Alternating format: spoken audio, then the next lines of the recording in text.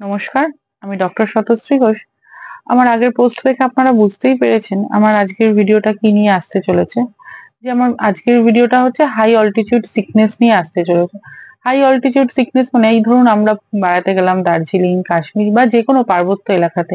তো সেখানে বেড়াতে যাওয়ার ফলে আমাদের শরীরে কি ধরনের চেঞ্জ আসে বা সেগুলো কেন হয়, সেখান থেকে আমরা মানে সেই সময়টাকে আমরা কিভাবে ম্যানেজ করব, সেই সব বিষয় নিয়ে আমি আলোচনা করব। তাহলে শুরু করা যাক আজকের বিষয়টা। আজকের বিষয়টা হলো হাই অল্টিটিউড সিকনেস। তো হাই অল্টিটিউড সিকনেস আমরা সাধারণত চার চার রকম হয়। একটা আমরা ধরি এএমএস, মানে ধরুন অ্যাকিউট মাউন্টেন সিকনেস। আরেকটা ধরুন কি হয়, আরেকটা স্টেজ কি হয়, হাই অল্টিটিউড সেরিব্রাল ইডিমা, সেটাকে আমরা ধরি HACE। আরেকটা কি হয়, হাই অল্টিটিউড পালমোনারি ইডিমা, সেটাকে আমরা ধরি HAPE। আরেকটা আমরা বলি মঙ্গেস সিকনেস বা যারা ক্রনিক মাউন্টেন সিকনেস, মানে যারা অনেকদিন ধরেই মানে পার্বত্য এলাকাতে বসবাস করছে তাদের শরীরে কি কি ধরনের চেঞ্জ আসে। তো এক এক করে আলোচনা করা যায়। প্রথমে আমি শুরু করি এএমএস বা acute mountain sickness. Acute mountain সিকনেসটা কি হয়, ধরুন আপনি হঠাৎ করে মানে অনেকটা উপরে উঠে গেছেন, মানে সমতল থেকে অনেকটা উপরে উঠে গেছে। এবার এই সময়টা এটা দেখা যায় আপনার 6 থেকে 12 ঘন্টা পর, মানে 6 থেকে 12 ঘন্টা পর যখন আপনি পাহাড়ের উপরে উঠেছেন তার 6 থেকে 12 ঘন্টার পরে এই সিমটমস গুলো আমাদের আসে। সেগুলো কি হয়, কিছুই না, সেরকম হালকা মাথা ব্যথা বা একটু নসিয়া মানে একটু বমি বমি ভাব আসে, বা একটু আপনি ফ্যাটিক হয়ে পড়েন, বা তার সাথে একটু শরীরটা ঝিমঝিম করছে, একটু ডিজিনেস টাইপের একটা সমস্যা হয়। বা এটার সাথে এটাকে নিয়ে অতটা চিন্তার সেরকম কিছু নেই। ধরুন হঠাৎ করে আপনি অনেকটা উপরে উঠে পড়েছেন না, মানে এই সিমটমস গুলো আপনার মধ্যে আসছে, তাহলে এই ধরনের যাদের এরকম হয় তাদেরকে আপনাদের কি করতে হবে, যদি মানে একটু সমতলে মানুষকে নিয়ে আসুন। যে মানুষটা যে গেছে বেড়াতে তাকে সমতলে নিয়ে আসুন, দেখবেন আস্তে আস্তে এই ধরনের সিমটমস গুলো চলে যাবে। এটা নিয়ে অতটা চিন্তার কিছু নেই।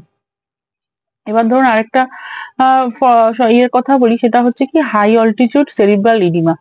এটা কি হয়, এখানে কি হয়, মানে আমাদের শরীরে তো মানে পর্বতে ওঠার জন্য আমাদের তো মানে অতিরিক্ত উচ্চতায় গেলে আমাদের তো হাইপক্সিয়া হয়, মানে আমাদের শরীরে হাইপক্সিয়া কথাটার মানে হচ্ছে শরীরে বা আমাদের শরীরের মধ্যেকার টিস্যুতে অক্সিজেনের অভাব দেখা যায়। তো এই অক্সিজেনের অভাব দেখার জন্য কি হয়, আমাদের যে সেরিব্রাল যে অটো রেগুলেশন গুলো হয় সেগুলো কিন্তু ঠিকভাবে হতে পারে না। তো এটার জন্য কি হয়, আমাদের যে মস্তিষ্কের মধ্যে যে ব্লাড ব্রেন ব্যারিয়ারটা আছে, সেই ব্লাড ব্রেন ব্যারিয়ারটার মানে মানে পারমিয়াবিলিটিটা একটু অল্টার্ড হতে থাকে। সেই জন্য কি হয়, আমাদের শরীরে হিস্টামিন নামে একটা কেমিক্যাল মিডিয়েটরস থাকে, তো সেইগুলো রিলিজ হতে থাকে। এবার হিস্টামিন কেমিক্যাল মিডিয়েটরস তো আমাদের শরীরে রিলিজ হলো, এটার জন্য কোনো কোনো সময় একটু অ্যালার্জি বা শ্বাসকষ্ট এই ধরনের কোনো সমস্যা দিল।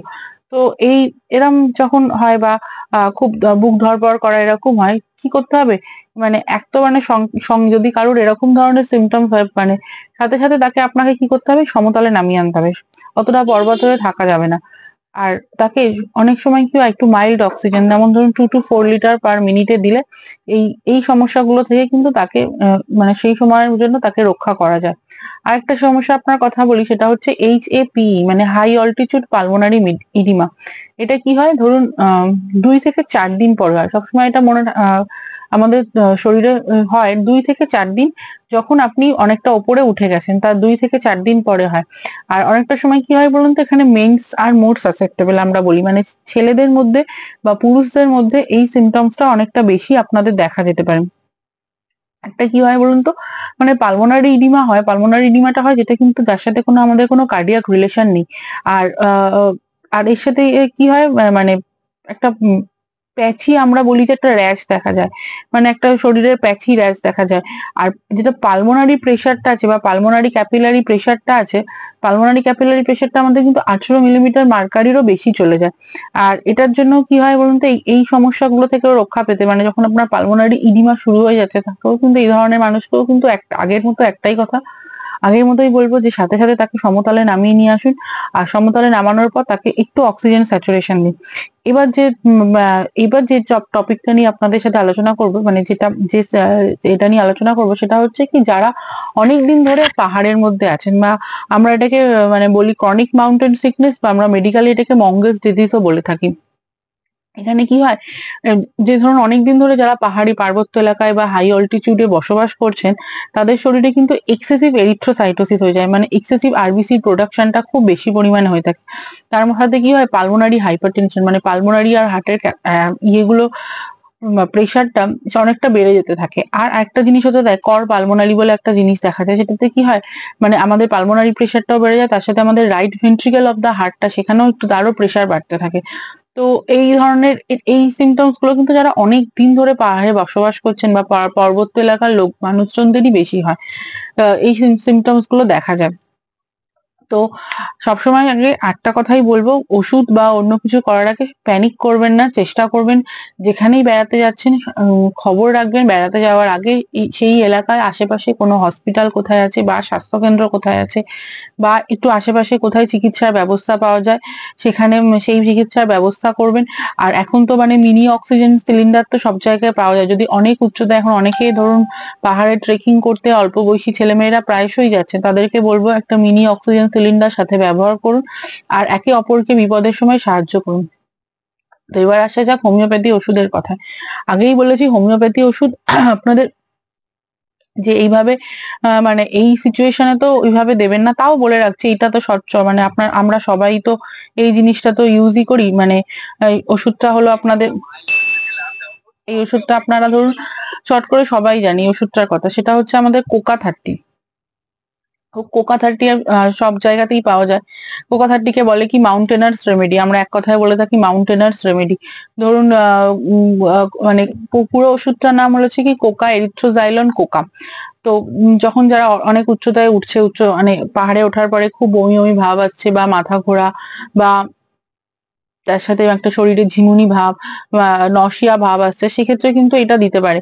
আর একটা মানে মানে একটা শক্স মতো, মানে একটা হয় কি মাথার পেছন দিক থেকে একটা কোনো সময় ভারী ভাব আসছে, মাথাটা খুব যন্ত্রণা করছে, এই সময়তেও কিন্তু কোকা 30 ইউজ করতে পারেন। বা ধরুন এই ধরনের সিমটমস এসে গেছে, তার সাথে খুব পেশেন্ট ভয় পেয়ে গেছে, খুব ফিয়ার হচ্ছে, বা তার সাথে একটা নার্ভাস সিস্টেম ডেভেলপ করছে, আপনারা কিন্তু জেলসিমিয়ামের কথাও ভাবতে পারেন।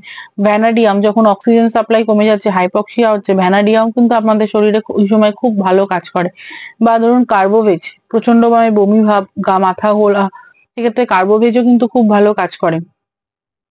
এই সমস্ত ওষুধগুলো কিন্তু, আর ধরুন পাহাড়ে মানে অতিরিক্ত বরফ বা খুব বরফে এর জন্য একটা উত্তুরে বাতাস লেগে অনেক সময় আমাদের কি হয়, একদিকে মানে মাসেলস গুলোকে খুব মানে একদম কোনো কাজ করতে চায় না, সেই সময় কিন্তু আমরা অ্যাকোনাইটের কথাটাও খুব ভালো মানে ভাবতে পারি। অ্যাকোনাইটও কিন্তু খুব ভালো ওষুধ, এই সময় কাজ করে। অ্যাকোনাইটের কথাটাও কিন্তু আমরা মনে রাখতে পারি।